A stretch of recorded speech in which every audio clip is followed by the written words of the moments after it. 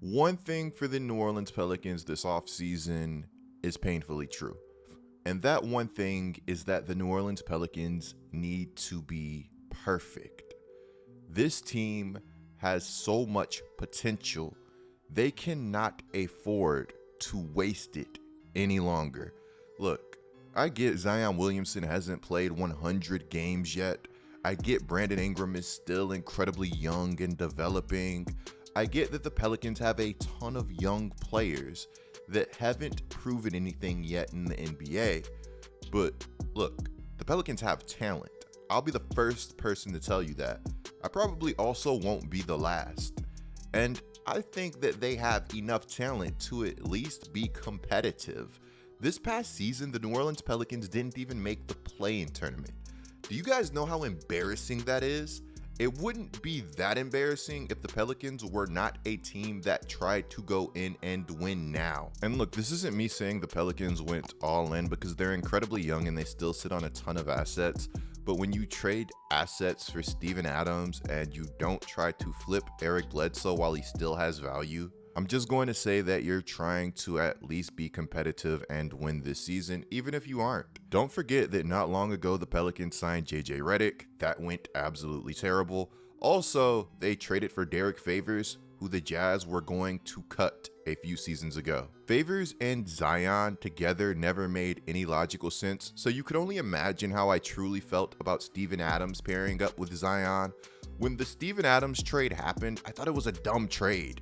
But as a basketball fan, I bought in. I was like, in 2021, the Pelicans are going to score the most points in the paint in NBA history, and we're going to take things back to the 90s. That didn't happen. We didn't make the play-in tournament. And also, we were one of the worst three-point shooting teams in the NBA. The reason that I say the New Orleans Pelicans truly need to be perfect this offseason, despite being in such a good spot, is that the clock is already ticking. Zion Williamson has already expressed frustration with this franchise. In today's NBA, when you get players that are stars almost immediately, the clock is ticking. They know how good they are and they know how good they have the potential to be. Nobody wants to be sitting at home watching the playoffs when there are careers and legacies to be built. This offseason, the New Orleans Pelicans are already showing a sense of urgency. Stan Van Gundy, out of there.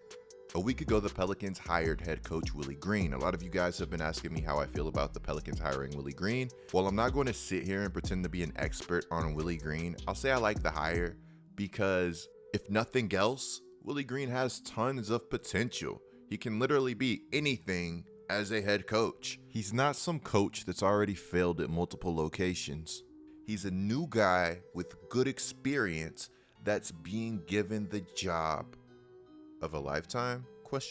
Maybe that's a slight hyperbole, but what coach would not want to coach Zion Williamson and Brandon Ingram? Just like Willie Green, the New Orleans Pelicans have the potential to be anything. Maybe I'm in the minority now, but I feel like there aren't many great coaches left in the NBA. I feel like coaching nowadays isn't as much X's and O's as it once was. It's half X's and O's and it's half, do players buy into your system? Do players believe in you? Are you somebody that players can talk to? And everything I've seen from Willie Green shows me that he's somebody that players respect and that players respond to. Remember when I told you guys the New Orleans Pelicans hit the ground running this offseason?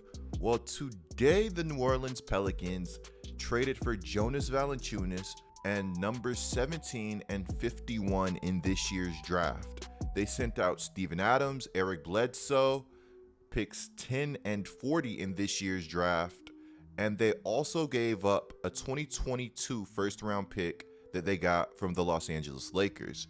Now, here's the fun part.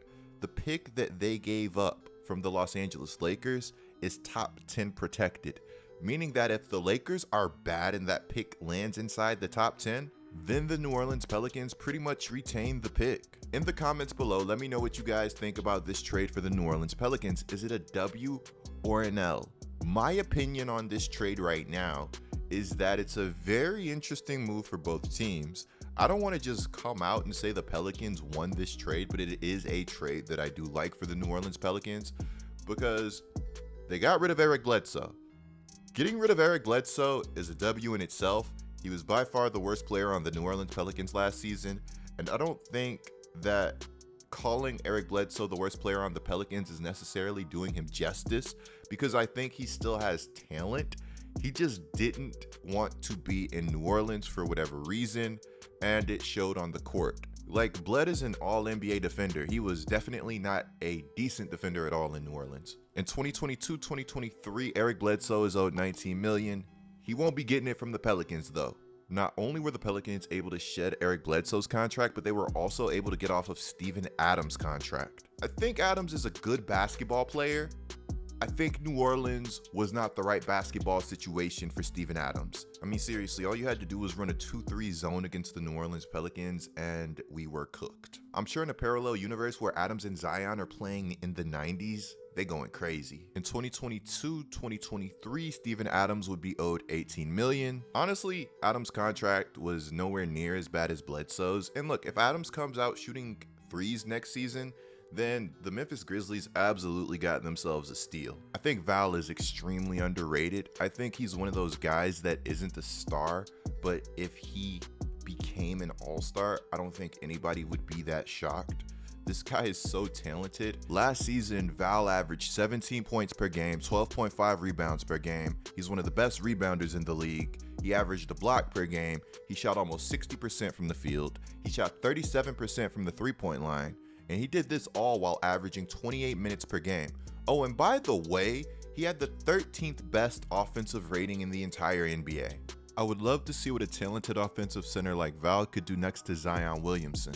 Val shot the three-pointer at 37% last season. I get that the volume was low, but just having the possibility of spacing the floor with a legit big like Val is going to do wonders for not only Zion Williamson, but also for my guy Brandon Ingram. So many people are asleep on BI.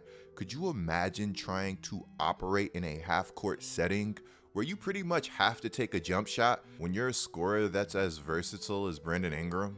Shedding the contracts of Steven Adams and Eric Bledsoe let the Pelicans become big players in the free agency market this offseason. The Pelicans have had rumored interest in Kyle Lowry. They are, as a matter of fact, considered to be one of the top suitors for Kyle Lowry. Outside of Kyle Lowry, bringing Lonzo back becomes much more of a possibility now. Am I the only one that would love for the New Orleans Pelicans to go after Chris Paul? I get why you go after Kyle Lowry because you kind of want that Chris Paul Phoenix effect. But what better way to get the Chris Paul Phoenix effect than just going after Chris Paul himself? Now, when it comes to the Memphis side of this trade, guys, don't sleep. Memphis has been one of the best drafting teams in the league. Memphis doesn't have many avenues to get better. They know they're not a destination for free agents. If Memphis thinks that they can go out and draft a star and develop a star at 10, then it's tough to be mad at their thought process. I really believe that at 10, at 17, there's going to be some big time talent available in this draft. Again, guys, in the comments below, let me know what you guys think about this trade. Let me know who you feel won this trade, the Memphis Grizzlies or the New Orleans Pelicans. Now, I saw this report earlier today and I kind of couldn't believe it. Reportedly, Brandon Ingram would welcome a trade to the Miami Heat amid report that the New Orleans Pelicans are fans of Duncan Robinson. If Brandon Ingram saw that the Pelicans wanted Duncan Robinson via Woj or via, I don't know how he got the news. If he saw that and said, yeah, send me to Miami, then, I mean, I guess that's what he said, but we got Brandon Ingram for a while. He signed a contract extension last year. He signed a big boy. So, you know, I'm not really worried about losing Brandon Ingram. If we were to trade Brandon Ingram, the Heat simply don't have the assets to get Brandon Ingram. We're not trading Brandon Ingram for Duncan Robinson, who's a free agent. We're not trading Brandon Ingram for Tyler Hero. We're not trading Brandon Ingram to the Miami Heat.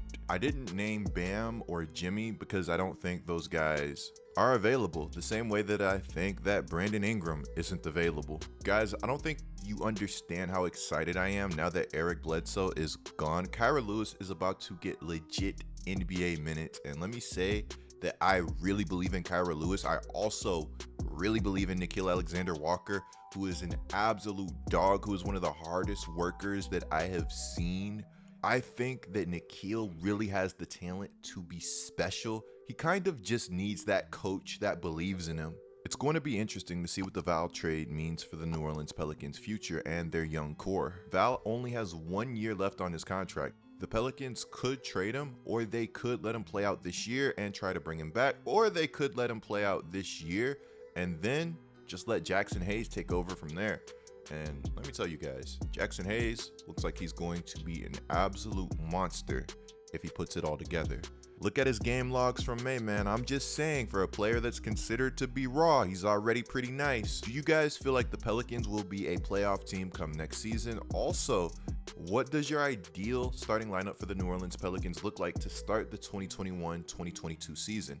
Clicking the video on the screen right now is a great way to support my channel. I'm Get Like Coop, bringing you guys the scoop until our next upload.